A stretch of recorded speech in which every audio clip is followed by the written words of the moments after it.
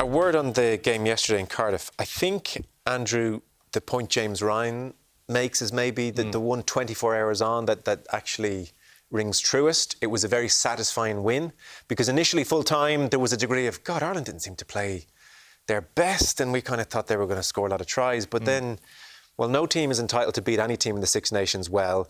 Away from home, the emotion that Wales brought, the new coach, down to 14 men. So a lot of teams might have folded under those circumstances. So perhaps instead of saying, God, Ireland didn't quite click, there's a degree of, didn't they do well to hang on there and pluck that from the fire? Yeah, absolutely. So Irish supporters and pundits and people responding to that, we go on a journey. And the initial start of that journey is, we were expecting to hammer Wales, 25 points at the bookies, that sort of stuff.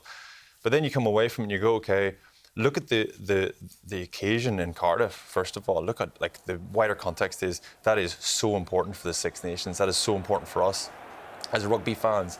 And Wales threw everything at them. We saw a completely transformed Wales. So, and then obviously we invited them into the game. And how many times have we in games responded by saying, it just feels like Ireland need to grab this game by the scruff of the neck. This needs a leader to stand up and say, lads, this is what we're doing, plan B. And we saw that. So we saw a real maturity from Ireland.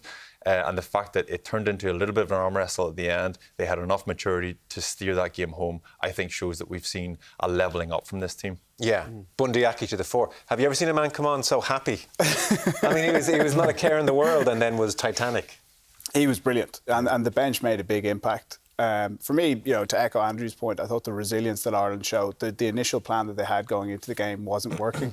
It changes with the red card, but they used the half-time particularly well. A few tweaks, changing, kicking the ball a bit more, relying on their defence in the second half, and it paid dividends, and ultimately they found a way to get on top. Yeah, because generally there is rarely a Six Nations campaign where there's not a super sticky afternoon somewhere. Yeah, and historically we've struggled in the millennium. Like, there's been so many years where that is the tricky fixture. When we've got England and France at home, we've tripped up in the millennium. Yeah. Unfortunately, I think two of my Six Nations championships were ruined in the millennium anyway. So a very, very tough side to play there. And it's amazing what Matt Sherratt has managed to do within 4 training sessions. The bounce that he got from that team was exceptional.